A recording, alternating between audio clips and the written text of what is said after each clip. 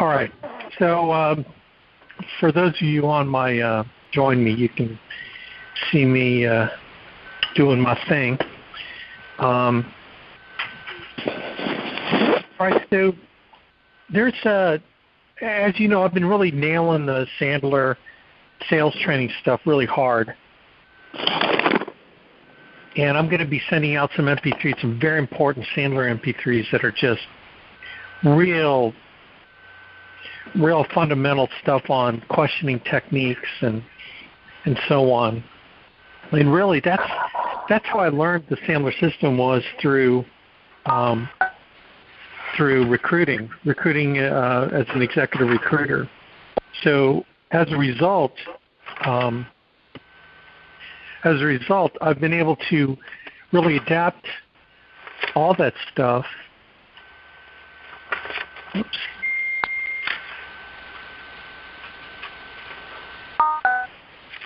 Oh, that's weird. Tracy's having trouble dialing in.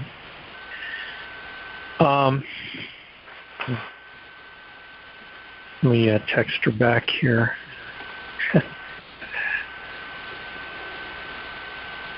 That's really odd.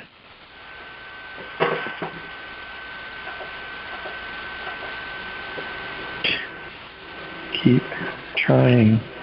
Wish I had sign language, Tracy. May I just write on the board? Hi, Tracy. Keep trying. That's weird. Sometimes this conference call gets weird, but anyway. Okay, so I learned the Sandler system through the recruiting business. So everything related to Sandler I adapted to the sales process, but I've been really hitting the Sandler rules. And here's a book that all this applies in recruiting. It's called the Sandler Rules, 49 Thomas Selling Principles and how to apply them. So when you hear me doing stuff like if you feel it, say it, okay, or prospects lie, all prospects lie, or don't ever answer an unasked question, these are all part of the 49 rules. All those rules apply to the recruiting business too. So they're very short and sweet, but very, very effective stuff. So in the recruiting process, like Barry Clarkson's talks about, what I love about Barry's call today on the activity call was that he talked about how to articulate. I'm going to mute everyone.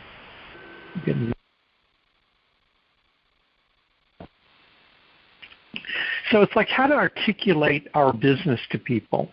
You know, how to talk about our business, so you don't sound like a beggar. You know, so you don't sound like, you know, and that's one thing I can't stand about salespeople. You know, because I are one, right? I'm a reformed salesperson.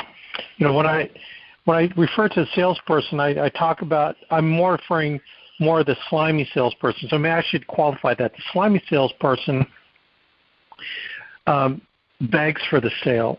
And I'm not in asking for the order. Asking for the order is old school Dale Carnegie stuff, and you'll hear me slamming that stuff. So, you know, again, I don't intend to offend, but if I do, then, you know where it's coming from. I'm trying to really contrast. Okay, here's the thing. When I teach extremes, because if I can teach an extreme and I can bring you 50% over to where the extreme is, then I kind of almost got you where I want you. Right? So I'm going to be polarizing in a lot of things I say only because I don't want you to live in a gray area, because if you live in a gray area, then you're not where you need to be in terms of your skills in doing this thing. Okay? So the whole recruiting process and building process and sales process are all learnable skills, learnable, teachable, and duplicatable. All right? So I'm not trying to make anything complex. I'm trying to make it learnable, teachable, duplicatable. So when it comes to these simple rules, rules are easy to remember, right? Rules are easy to remember. And so that's why these 49 rules, when I mention them and say them, it should like click in your mind what I mean by that through different analogies that that I'm teaching, and these all apply both for selling and recruiting. That's probably one of the biggest things that I'm trying to draw together, because a lot of people think that building and recruiting is a different skill set than selling, but they are both the same, applied in two different contexts. Okay, and actually, when you look at what we do in our business, we do one thing. We sell life insurance, we recruit others to sell life insurance, and we build our business. That's one thing, okay? It's kind of like the Trinity, God the Father, God the Son, God the Holy Spirit. Okay, not that I'm trying to say that it's at the same level, but it's the same analogy. It's the shamrock analogy, right? You know, the shamrock, you know, which has been used to describe the Holy Trinity, but the Trinity of one in our business, the power of one, the power of the same, is we sell, recruit, and build. Okay, that's one. All right, that's one. So that's why the skills are applicable to the one thing we do. Okay, so in the process of selling, what do? We create bond and rapport. We create, we find the pain, we do an upfront contract, we fulfill, and we post-sell. The recruiting process is exactly the same thing. And here's the thing. You can be so literal that you don't ever get anything accomplished because you take everything too literal. I'm not trying to force you into a literal context. I'm trying to give you a guideline in which to operate so that you know what you're trying to accomplish at every phase of a relationship, whether it be a relationship with a client or a relationship with a candidate for our program. All right? They both involve creating bond and rapport, okay, with the client, with the candidate. They both involve finding the pain, finding what the problem is that we're trying to solve, okay? Then the next is, with the client and candidate, creating an upfront contract of we're going to do this and you're going to do this, right? And then we fulfill the contract, which is we show them the plan, we show them the insurance options, and then the post-sell is we lock it down. We make sure that they're committed to the life insurance that they're purchasing, or they're committed to pursuing our process and getting a license, getting started with us, right? They're both parallel, but they're the same things and they involve the same skills.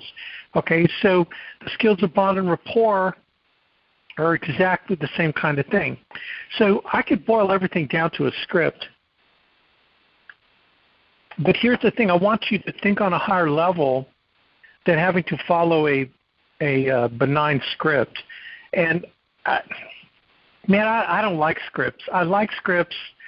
Okay, I like scripts and I hate scripts, okay? I like scripts because I've been a stage actor. I've acted on film and industrial films and commercials. And so we have to follow a script because that's the way the script writer wants it, the director wants it, and so on, okay? So we start there, but sometimes we have latitude to kind of ad-lib things into it and have flexibility. And that's really what I want to get you from the script mode to the flexible mode, okay? And the only way you can go from script to flexible is by knowing the guidelines of what you're trying to accomplish. If you don't know what you're trying to accomplish, then anything will be good enough, and you won't even know wherever you get there because it doesn't matter if you get anywhere. So you got to know what you're trying to accomplish. So what are you trying to accomplish with a sale? Number one, in a sale, you're trying to accomplish whether or not this person qualifies to be your client, okay? And then number two, taking care of them with a product that they need, want, and can afford, right? What are you trying to accomplish with a candidate? Number one, we want to know if they deserve to be a candidate for us, like they deserve our time, energy, and effort to get them started in this awesome insurance business, okay? And then taking care of that, helping them move forward with matching with their desires and their pain, and making sure that we have the program that will help them fix the things that they're looking to fix, right? So, again, they're parallel processes but involve the same skills, okay? So So in an effort of trying to get you out of the script mode on the recruiting process, I'm going to give you a very simple, okay, kind of following the sales submarine. Okay, you guys should be able to draw this yourself. Okay, I mean, you don't have to be like perfect. It's I'm getting text, I bet. My ear is ringing with all these notifications. Okay, my wife and daughter are on their way to Oklahoma. Okay, so, I've kind of got the outline of the submarine here. Okay, so let's kind of trace it out.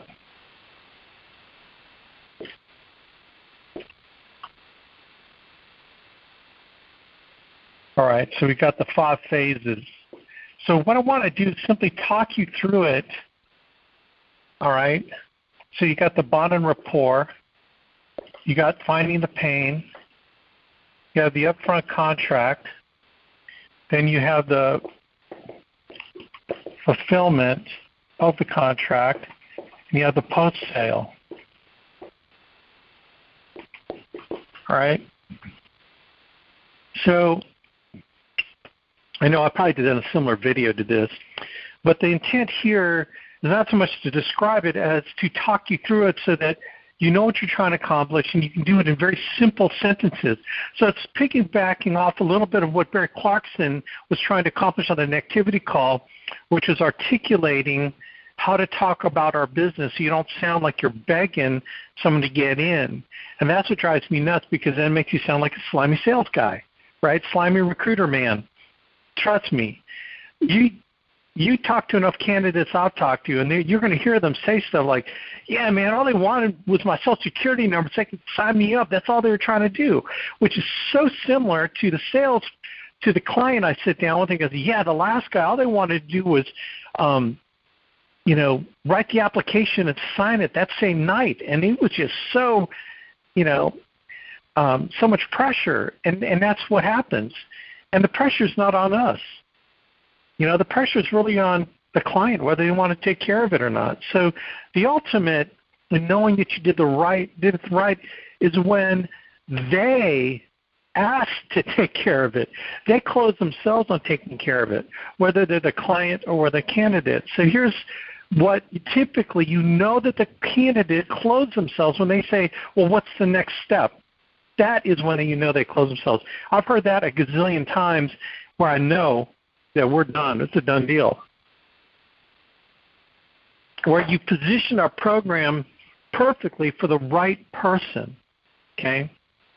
So kind of talking about words, talking through the bond report. So what I'm going to do is I'm going to go kind of talk it at an upper level. Like, I don't care who I'm talking to. I could be talking to a waiter or a server in a restaurant, or I could be, Andrew Peters actually talked about the elevator conversation, which is something in the Sandler system that everyone needs to learn. What is an elevator conversation? It's the conversation where what do you say? You need to craft your elevator conversation to make it a short 1 minute, 30-second, 45-second answer to the question is, so Alex, what do you do for a living? And you need to come up and craft the 30-second commercial. That's in the Sandler system, we call it the 30-second commercial. And the 30-second commercial always involves emotion or pain, okay? So the 30-second commercial, I'm not going to give you exactly what it should be, but it sounds something like this. Well, Joe, basically what I do is I help people that are frustrated of being tied to the 9-to-5 job situation where they can only make so much money and have so much freedom. And I help them break out of that trap and get them into an independent, where they're independently making money on their own terms and their own schedule. I help get them free from the job thing and help them become prosperous. See how that 30, now it's something I haven't really practiced in a long time, but my 30-second commercial I haven't actually thought about this in a long time, but it was more, so Alex, what do you do? Help people break out of the job trap of working the 9 to 5 job thing and help them realize the advantages of being an independent income earner, and where they can have the freedom to make as much money as they want to make and spend time with their families, something like that. It's something where you tap into pain, which is I help people that are frustrated, help people that are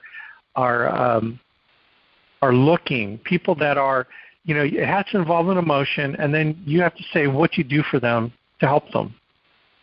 And you're just throwing it out there, like if you were a plumber, okay? So a plumber would do their Sandler 30-second commercial where they would say, actually I help people solve problems where they get frustrated and they're in an emergency situation with their plumbing, and I help solve those problems on call on a short notice basis. Something like that. And that's the same kind of thing here, where you say it that involves emotion and you say what you do. I like words like, I help people break out of the job trap. I help people that are frustrated with working the 9 to 5, or I help people that don't spend enough time with their families. Help people that don't spend enough time with their families, help them spend time with their families and make more money than they've ever made before. A little bit something like that. I'm not going to give you the words, but, if you want to run it by me, I'd love to hear it, okay? So whether you're talking to someone, or their resume or whatever, the conversation for me, okay, just talking for myself, I just naturally do the bond and report. So it's like, hey, Joe, this is Alex. How you doing? I guess we're scheduled to do this call between 10 and 11 a.m. Eastern time. So, man, is it cold where you are? I love the weather, because the weather, breaking the ice with weather is always good, or sports or whatever. But I always like to break the ice. Is like, man, tell me it's warmer where you are, because here at Dayton, it's like 17 degrees outside. So tell me some good news. Like if I know that I'm calling someone in Florida, I say, okay, Jed, tell me, how warm is it where you are? And they'll say, oh, man, it's 70 degrees. Oh, my gosh, it's 15 degrees here in Dayton, Ohio.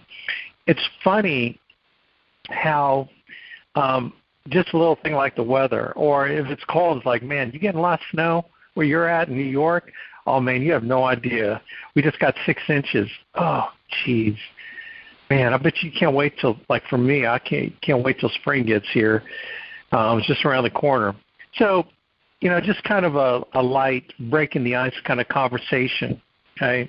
And so as I'm talking to them, so I'm just trying to build bridges, and I don't like to make it a formal interview. So tell me how long you've been doing.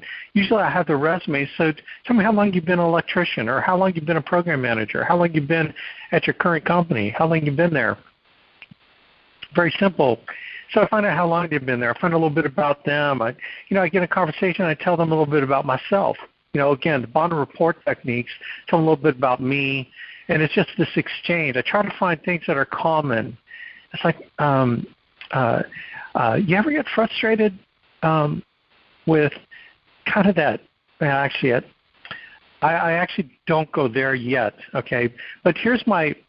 Where I transition from bond and rapport, which is getting to know them. I feel good juju, and then I ask them, so I'm kind of curious what's caused you to go to start looking for something. You're looking for something full-time, part-time, supplemental. What is your situation? And that's the pain. I start the pain finding process. So it goes from, hey Joe, man, what's the weather like where you're at? Blah blah blah. Yeah. So how long you been doing what you've been doing? Man, your job must be really good. You must do very well with that. See, you've been in it for the last 10 years. Tell me what you like about it. So those are kind of good questions. So tell me what you like about it. What do you like about what you're doing? I never put down what they're doing. I find out what they like about it. So really questions, good questions, always get them talking. And just like in the sales process, you have to be do 30% of the talking, get them to do 70% of the talking. It all starts with questions. So questions in bond and rapport, whether, man, was that awesome Super Bowl? Sports, okay, with just something that to break the ice and get into bond and rapport. Other questions when related to as you start getting into pain are, so tell me how long you've been a program manager, or how long you've been, doing what you're doing. Oh, I've been doing 10 years or whatever. Okay, and I don't even have to have a resume, honestly. I'll talk about, so how long you've been, so tell me what do you do for work? What are you doing now in your career? Okay, and then they start going into it. So it's kind of like, what are you doing in your career? So just tell me a little bit about yourself. What have you done in your career? So they start giving you kind of the standard canned interview breakdown of what I've been doing. So they tell me what they've been doing, and I go, oh, that's interesting. Oh, that's interesting. That sounds good. And while they're talking, I'm trying to interject things where, oh, man, that sounds pretty awesome. Do you really enjoy that? What do you like about that job? What do you like about what you're doing now? See, I want to keep it, I start in a positive tone, because if I start characterizing everything they're doing in a positive tone, then what happens is I get them to go negative. I don't go negative on what they're doing. I talk positive about what they're doing. So statements that talk positive about what they're doing, it's like, man, people doing that make a lot of money. You must make a lot of money doing that. Okay, and when you start saying and uplifting those things, they're the ones that start tearing it down. Oh, man, it used to be like that, but it's not like that anymore. Oh, really? Tell me more about that. I'm kind of surprised. And everyone I've known been doing that, they make a lot of money. See how you really kind of negative reverse them into telling you, what they're going through now. It's like, so tell me more about that. So tell me, so what really motivated you to put your resume out there? And just shut up and let them talk about it. So tell me more about that. So what you're doing is you're prompting them with, so tell me more about that. Wow, I didn't realize it was like that. So what's that like for you? How's that affect you? How's that affected your income? And you get them talking boom, boom, boom, boom, boom. Okay? So here's a question that kind of brings things out. So you try to, so this is what we're doing with finding pain. So those kind of questions find pain. A good question is, so tell me, if you could wave a magic wand over your career choices right now, describe for me your perfect situation. Describe for me your perfect situation. And then you just hear what they say. Here's the thing. Why you want them to articulate everything about their perfect situation, everything that's terrible, is that it's not important what we do as much as it's important what they articulate about their problem.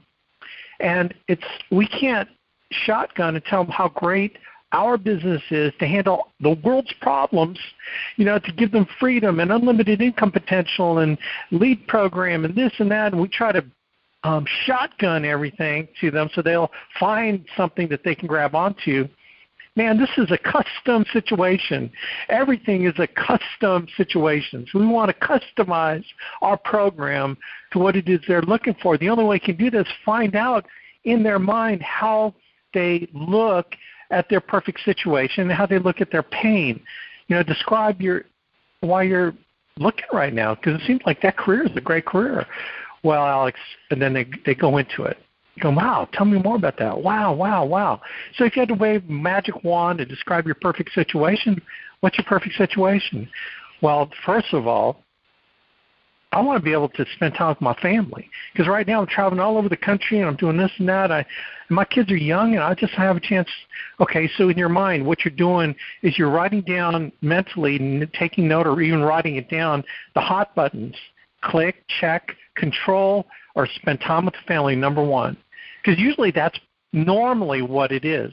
Money doesn't come up as much as family stuff. And why do I like family stuff? Because I think that people are only temporarily motivated by money. Once the money motivation stops, which is about 3 to 6 months, because I know this in the recruiting industry, that it can't, you can't just get a candidate leaving one company, go to another company purely because of money, because that guy's going to job hop like crazy because all after is money. What we were always trying to do in the recruiting industry was trying to match what the client's looking for beyond money with the culture and the other additional benefits that that company and environment and the career opportunities can provide for that candidate. So that's the same thing you're doing here. It's got to be more about money, because the money thing is going to be temporary. They're going to decide to stick it out here whether or not they're making money right away. Okay, money's an important component, but it's got to be more, man. It's got, not that we exclude someone just because of money, but know the quality of your candidate because of the nature of their motivation. That's why I dig a guy or gal who gets into the family thing. It's like, well, that's spending the time with my family. So check, I'm writing this down. So besides the family thing, what else? How would you describe your perfect opportunity? Well, we'll provide, more income than I'm making now. Okay, so this is where you use Sandler technique called no wishy-washy words. In other words, more. What does more mean? If you feel like you need to define that terminology, it's not how you define it, it's how he defines it. So to get him to define what more means, ask him. So more means what to you? In your world, what does more mean? Like, what are you currently making now, and what does more mean? Well, right now I'm making $75,000 a year, but man, if we can get to about $100,000, that would really be really cool. Now, here's what happens: there's a lot of guys, a lot of gals. They don't want to put their cards out. They'll say, well, I'm really looking for a $250,000 opportunity. Oh, okay, that's awesome. So, and then you use your reversing techniques. That's a great income. We got people doing that. But are you making that close to that now? You're making $275,000? No, I'm making $50,000. Oh, okay. Right? So they tell you what they're making now, and usually they're inflating that. Okay, because remember the rule, everyone lies. Okay, and it's not like per se everyone lies. Everyone discloses only what they want to disclose. Okay, remember polarization. I polarize it. Everyone lies. So if you assume everyone lies, then you're always trying to pull out the truth. You're not assuming or taking anything at face value, because the things they present to you is not always the real thing that they're hiding. All right, and your job is to kind of dodge all these things to get down to the brass tacks of where they're really at. That's why bottom report is important, because that's the only way we can get someone there. So you do a Sandler technique called taking the temperature. So if you were making $200,000, you probably, so if we can only help you make $200,000, you probably wouldn't be interested in our program, would you? Oh, I didn't say that. Oh, really? Okay. Well, it said you need to make $250,000. You're making $50,000 now, and you keep taking the temperature. So if we can help you make in the next 6 months, $150,000, that would you still be, or this would not be for you? Oh no, that'd be great. Well, okay. So what if we were able to help you make $75,000 in the next 6 months? Would you not think this is good enough to devote your time to? Well, if I can be at a rate of $75,000 a year in 6 months, that would be great. See, everyone kind of boasts how much money they want to make, and some will even say, "I want to make unlimited income." It's like, I want to make $1 million a year. That's cool. What are you making now? $25,000. Okay. Here's the thing. You cannot oversell it. You can't say, well, you can make $1 million a year if you want to, because most people realistically in their own mind only think that they could probably realistically make another 25-30% of what they're currently doing. So you got to be within the realm of what they believe. Okay? So if they're making $50,000 now, maybe $75,000 is something they believe they can do, and we can get them into an opportunity to do that in the next 6 months, the next short-term situation, so that a year from now, projects that go into $100,000, is there. All we want to do is get them to believe enough that they can do something more than what they're doing. Okay, the picture they're painting is the one that we're painting, our opportunity. Even though we know it can be as awesome as it can be, like for myself, that's why I never talk about how much money I make or how much money I've made or how much money I made in the first whatever, I want to know what they need to make, and I need to take their temperature to find out what is that amount, the minimum amount, kind of like just chopping it down, taking their temperature to find out what is meaningful to them. Okay, so I find out more time with the family, and that if in the next 6 months, if he's at a run rate at $75,000 a year, which is $25,000 a year more, realize this. Do you think an extra $2,000 a month will make a difference in your life? It's like, dadgum, man, you're talking going from 50 to 75, it's another $2,000 a month, which is incidentally $500 a week, which is incidentally booking 3, sit 2, close 1. Remember our video? So, look, that we can build up to be this huge thing, but then when it goes beyond the realm of believability, then we've lost them. Okay, remember, you're trying to conform our program to meet their needs. So I find out that they want to spend more time with family. I find out their income needs. Joe, let me ask you, is there anything else? If you wave your magic wand, describe your perfect situation, anything else that comes to mind?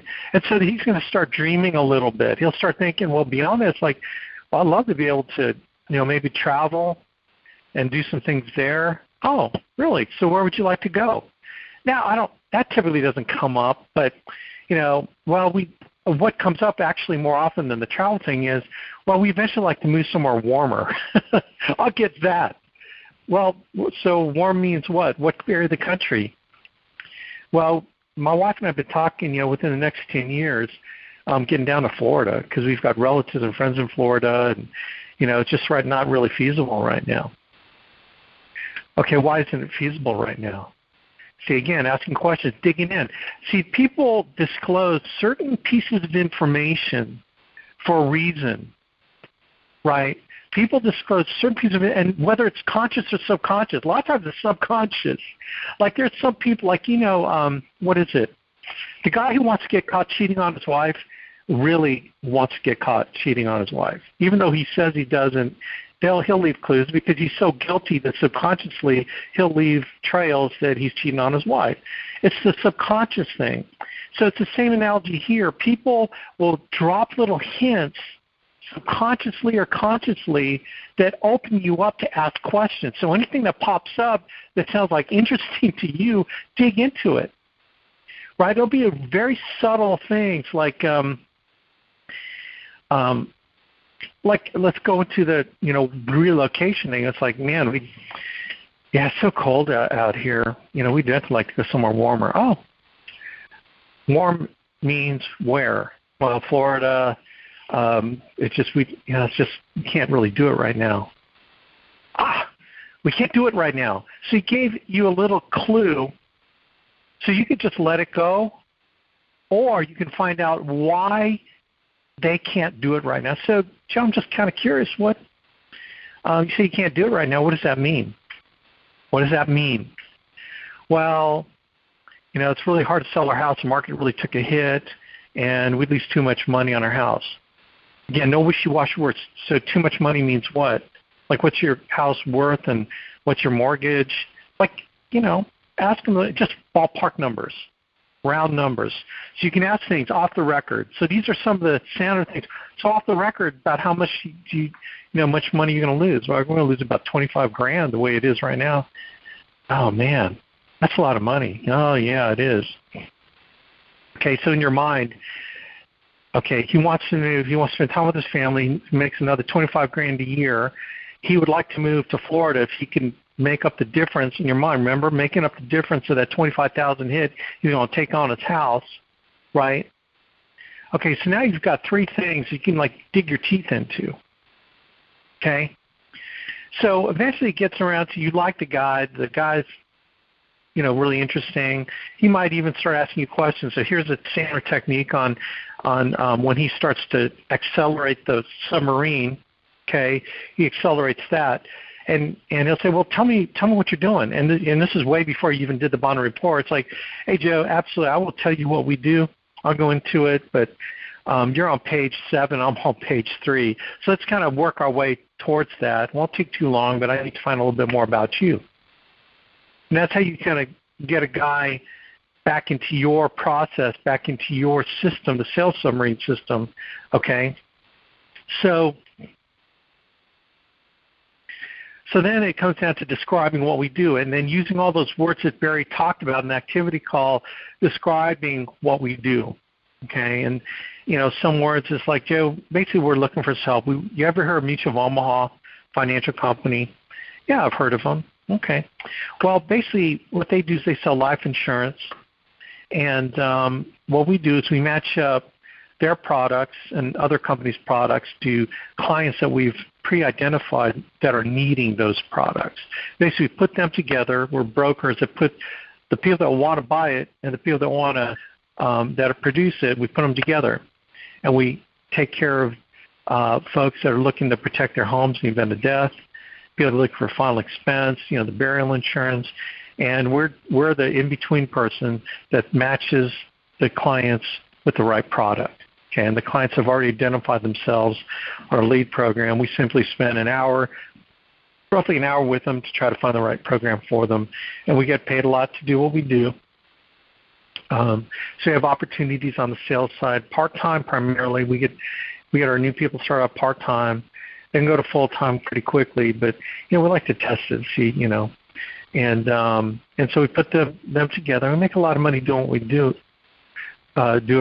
do, But here's the reason why a lot of people join us. Okay, so this is where you use the things he's looking for, and you describe what we do according to the things that he's looking for. So you talk about, here's, some of the biggest reasons why people like working with us. Number one, they're able to spend more time with their families, okay, because they're able to book appointments when they can meet with clients around their family activities. Like, if a guy's coaching their kids in soccer, they can work their business around the soccer practices.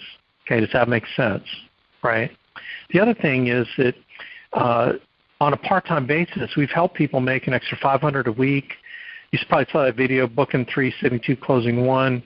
We're able to help them start off on a part-time basis, make an extra $500 a week, and they can ramp up to making $500 a day if they want to. But $500 a week, an extra $25,000 a year is very doable on a part-time basis, on a very part-time basis, as long as they follow our system and they're very coachable. And then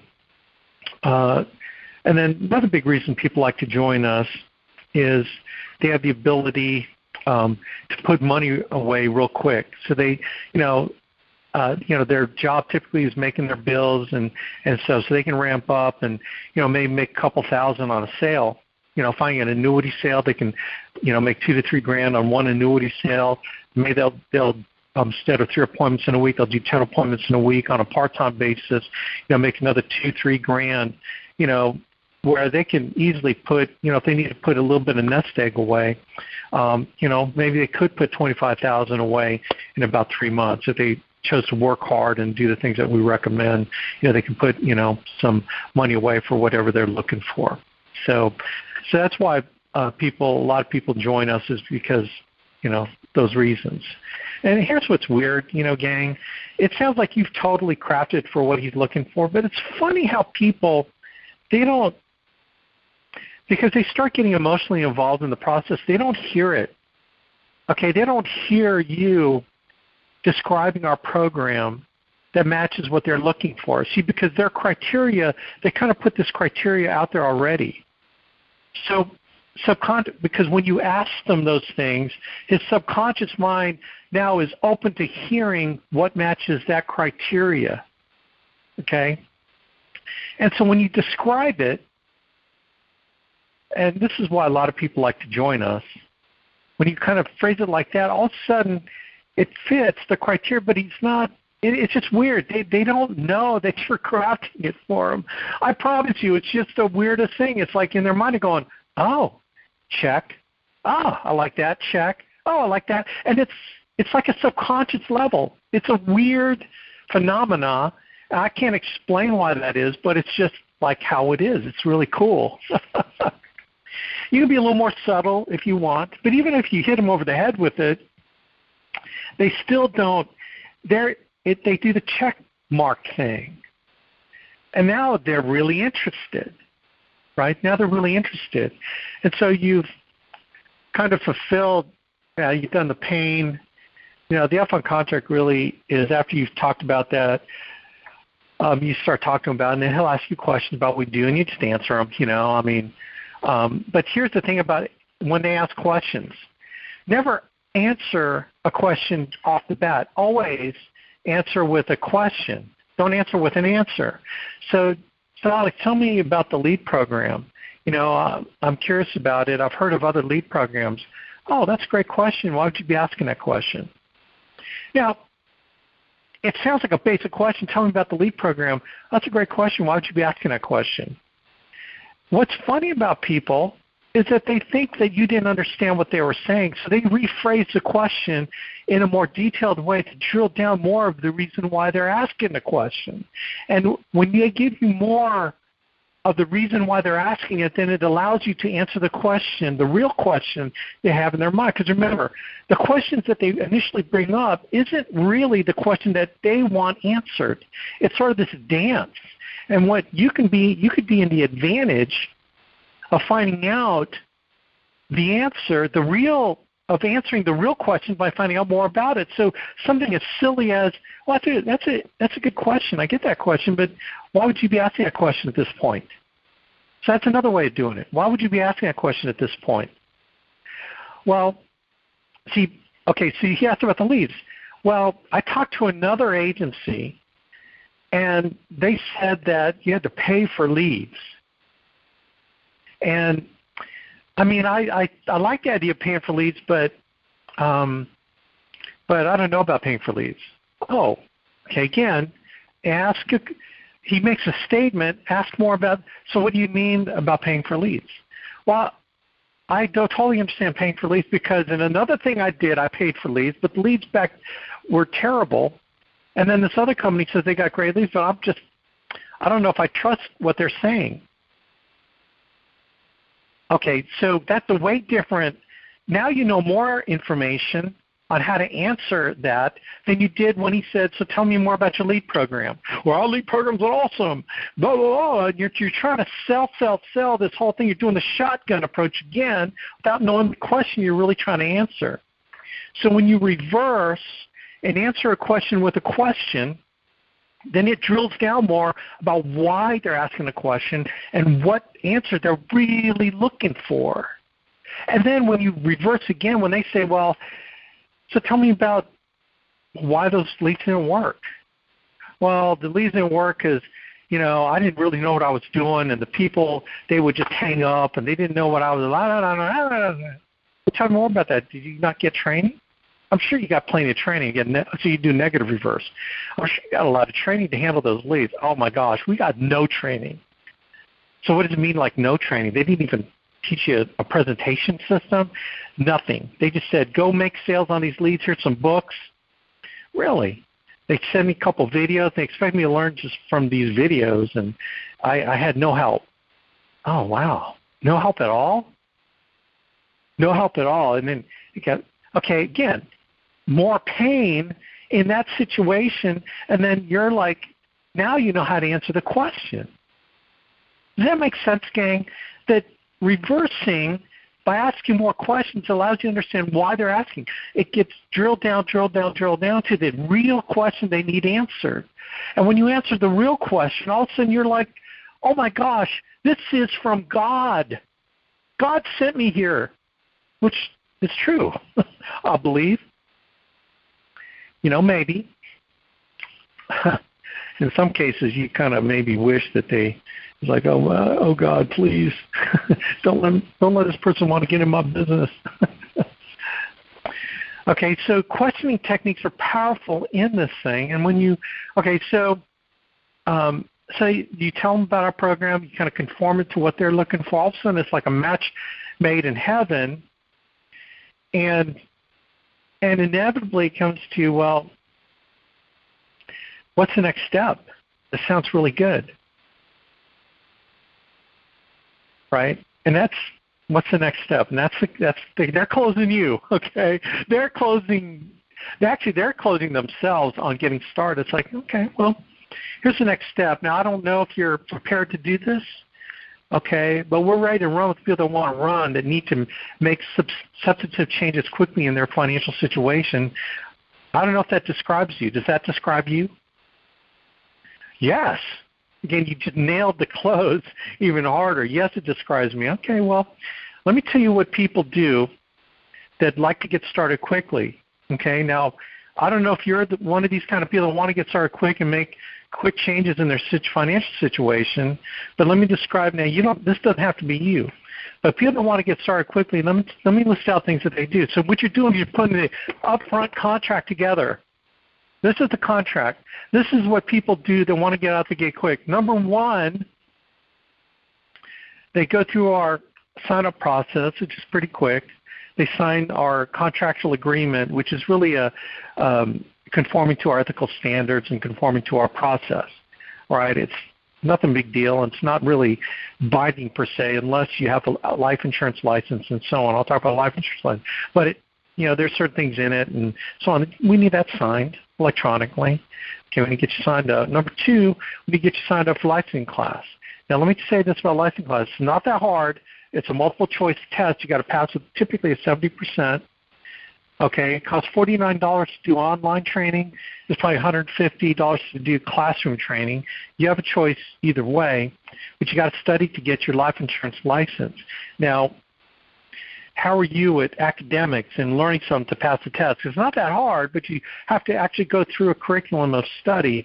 Now, the curriculum of study that we're talking about is about 10 days or less. We have people getting out of it in 3 days, but it's consistent, like me, a couple hours a night for 10 days to get through everything.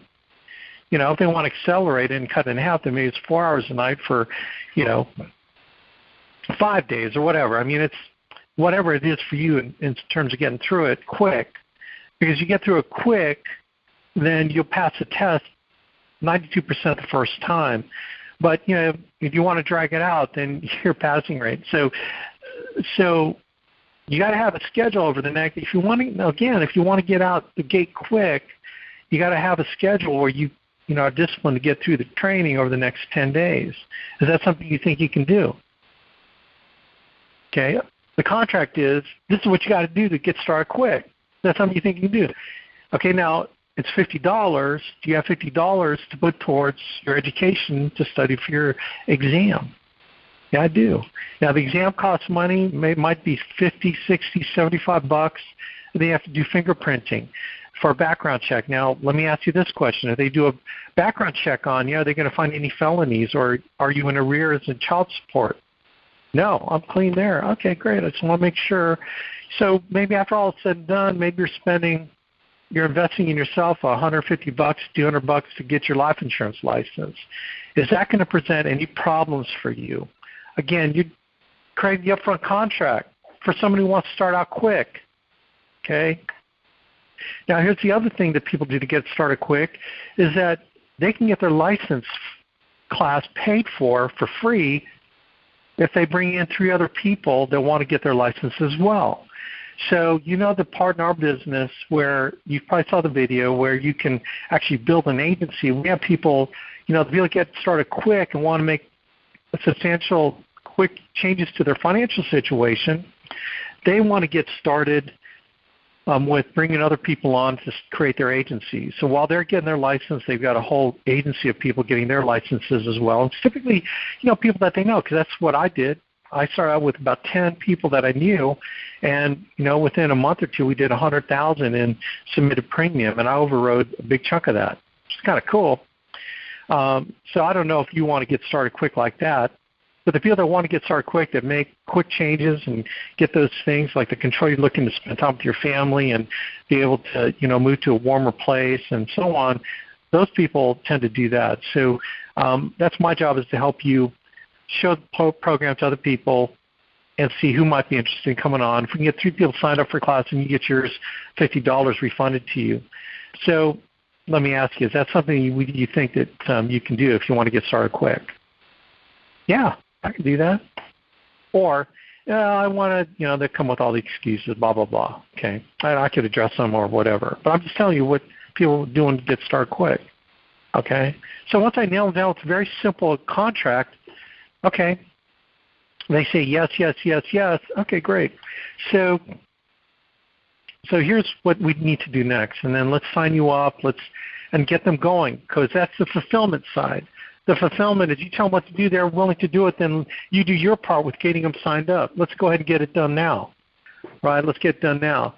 And then the post-sale process, you're locking it down. So, Joe, how soon do you think you can put, like, maybe your top 25 people that you know together, at least put them on a list so that we can talk about them?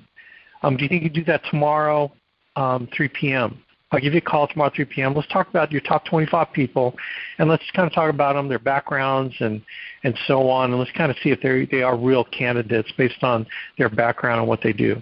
Okay? So what you did, you booked a meeting for a meeting. You did the post-sale, which is locking them down for the next step. You did you already either got them started, you set up a time to get them started. Boom, you're done. And you can do this on a resume. You do this on someone that, whatever, on an interview, but you take them through this process, and it's a very simple thing of what you're trying to accomplish. It's not a script, but it's asking questions, drilling down to find out how our program can help them based on you fully knowing what it is they're looking for, right? So that's the deal. So let me unmute. And we only got 3 minutes, so let's unmute. Wow, you guys. Oh, okay. Anyone got any questions on this process?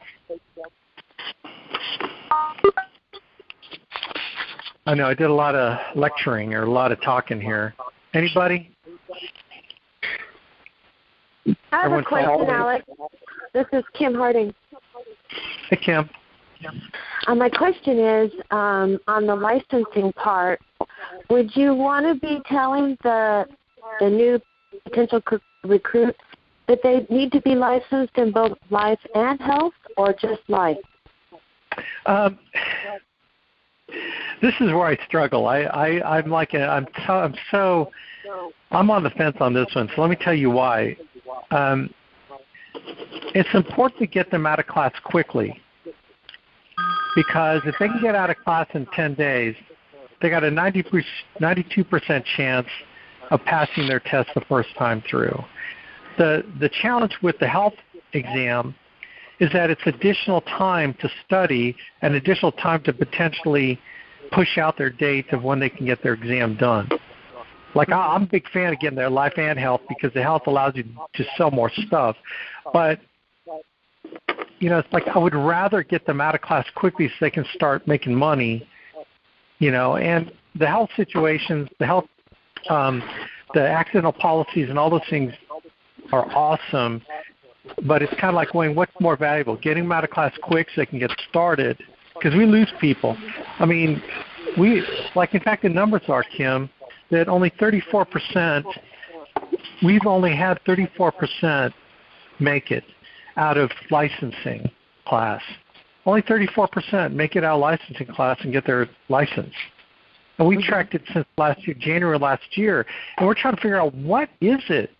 And one of the things is it just takes people forever. Life gets in the way, as you know. Life gets in the way. Some people just can't get started now. All kinds of reasons. And I don't know that we can improve that. I'm trying to figure out how to improve it. One way I'm trying to improve it is get a commitment from them to get done quick. Because if they get done quick, then I think we can get them out of class. And then we'll just suffer the difficulty or whatever, perceived difficulty of going back to get their health license, which Tracy White was so kind yesterday at our conference call to talk about how simple it was to go back and get her health insurance license so she could be much more flexible with clients. But I tell you what's the motivator is missing a sale because you couldn't offer them an accidental policy, or missing a sale because you couldn't give them a standalone disability program, which you need a health insurance license to write.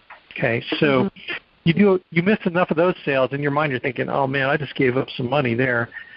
That'll motivate them to get their health license later. So that's why I'm on the fence. I'm leaning more towards just let's get them out of class. If we can increase 34% to 40, oh my gosh, that's a huge jump, by the way, if we were able to maybe get them focusing just on the life. So that's kind of my feelings on it. So anyway. Yeah, maybe you could just project it back to them in that way that you just explained it. If you want to get started right away, just get your life insurance license right away, and then you can pick up that health license, later on. Yes. And give them the option of, you want to get started right away, or okay. You planted the seed too that health insurance license would be helpful, to do a few more sales and stuff. So good question. Okay. Well, and I have a comment on the 30-some% passing rate on that. Maybe it's the school that they're getting it at. There seems like there's different online schools that have different rates of, how many people are passing the first try. So okay, I didn't say it was a passing rate. Okay. What I said was, of people that sign up, only 34% finish the class. Okay, gotcha. Okay. Yeah, and for all kinds of reasons. And then there's of the 34%, only a certain percentage. I don't know exactly what that number. We're just studying the numbers, so Chanel's actually going back to look at it. Of those, only a percentage of those get their pass their life insurance exam with the state, and then of those that pass their exam, a portion of those, majority, get signed up with us. Some of them will just kind of flake off and do something else in life insurance or whatever. Mm-hmm. So there's attrition at every level. So the perplexing thing to me is 34% only finish the licensing course of study, because we know what the numbers are as far as we track everybody's progress. So let's talk a little bit more about this. This is why getting people into a classroom, what I love about classroom is they get in it and they get out of it. Okay, they get, like, for example, in Illinois, it's mandatory classroom training, and we have like a 95% people getting done with the classroom course of study, and then a majority of them get their license passed in the state of Illinois. Why? Because I believe because a classroom disciplines you at having to show up somewhere. You're there, a captive audience in front of an instructor teaching you the material, and then they recommend you quickly take the exam after the class is done over a course of maybe 3 days, of 8 hours. Right? It's total immersion training, and then when you take a multiple guest test based on that, get out. So I'm a big fan of putting people in classroom. In fact, if I had to, I've been going back and forth, because classroom's going to be like $150, $200, so it's going to cost more. But what you trade for the cost is the discipline of getting them there and getting them out of there, and then, maybe having a higher percentage chance of passing their test. So this is kind of an issue that I've been wrestling with, and I'm welcome to input. I did a classroom here in Ohio 15 years ago because they didn't have anything online. I think even back then they had flip phones, Motorola flip phones, or bag phones. But anyway, yeah, Alex. I've had a couple people do the classroom course up in Raleigh, and everyone that's done it's gotten through it and passed the exam right away. So it does seem like it has a higher passing rate on the state exam, and they're thankful because 3 days later they're done. Yeah, 3 days later they're done. It. Yeah, I'm promoting it a lot. I guess the only ones that really can't do it are the ones that have jobs or just cannot afford it. Yeah, there's also some folks, some classes can be done on the weekends and that are actually full-time job friendly, depending on what class you can get them into. So that's the other thing that is working in your favor with Classroom. The downside of Classroom is some classes don't start in 3 weeks. Like they have to wait 3 weeks to get into a class. So lining up their willingness to get started to when they can get started with a Classroom, again, that's where I struggle is, can I keep them in long enough to sign up for class and get in class, or, but I'm a big fan of Classroom, man. I really am. But, $150 versus $50, what happens is people tell themselves, well, I can get through it. Well, reality is they start thinking they're going to start studying, and then all of a sudden, honey, can you take the kids to, I thought I was going to be able to take the kids to soccer practice, but can you take kids soccer practice? I'll tell you, get back from that, and it's like, honey, oh, man, I forgot to get the milk. Can you go grab some milk? And then you get settled back in, and it's like 11 p.m., and you're kind of falling asleep as you're going through the initial course. Say, well, I'll just do this tomorrow. Well, tomorrow's no better because tomorrow is your life, and the next day is your life, and the next day is your life, right? So to carve out a schedule of taking an online class is hard because you've got the distractions of home. So these are all the reasons that I think we only get 34% that finish the online licensing program. But maybe you need an activity for taking the courses. You need an activity and accountability for that. Oh my gosh, that is such a great idea. Oh my gosh. That is, Kim, that rocks. Get them into the activity mode and the accountability mode from Jump Street. That's probably not a bad idea. We do have check-in calls. We check in with them. How we know kind of they fall off is when they don't answer the check-in calls or emails that Chandel or Brenda check when Chandel checks on people. But that's an important part of the process, gang. If you're bringing people on, it's seeing how they're doing. So how are you doing going through class? Where are you in terms of percentage? What chapter are you on? And I would recommend every 2 to 3 days you call them back, call your candidate up, call your person up and say, hey, tell me how things are going.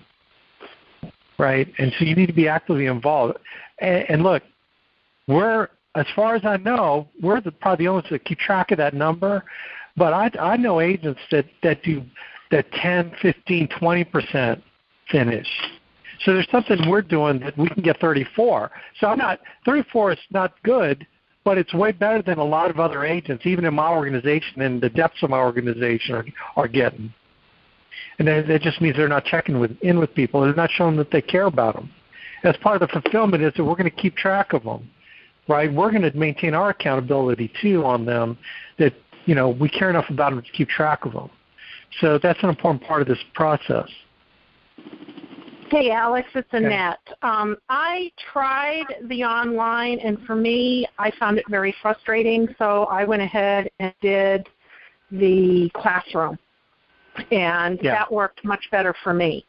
I think for me, I overthought things because I have a legal background, and the Classroom afforded me the opportunity to ask questions to the instructor, where the instructor could actually give examples of what we were going through in the course at the time. Yeah, that's what I love about Classroom too. Yeah, and I actually chose to take for me, I just decided if I'm doing this, I'm going to do it all at one time. I'm making a commitment. I'm going through. I chose to take the life, health, and Medicare supplement license. And when I got out of those classes, I actually took 3 state licensing exams in 1 week and passed the first time. So for me, it was a good experience. Was it boring? Yeah, but I was able to get through it and get into to take the exam and was successful with it. Yeah, and you had no distractions, did you? No, it was all focused on because the other way I was distracted, life got in the way, and I would get frustrated with the online course for me because I had a question about something but nobody to ask a question for. Right. And here's the other thing, too, is, so what I'll ask sometimes, what I will ask a candidate is, so have you ever taken an online course for anything to get certified in anything? And usually it's an age-based question. You know, a lot of times it's if they're older, they haven't done it. If they're younger, they probably have. Okay. Right. And so if I know that they've never taken an online course, I'll ask them, well, you know what?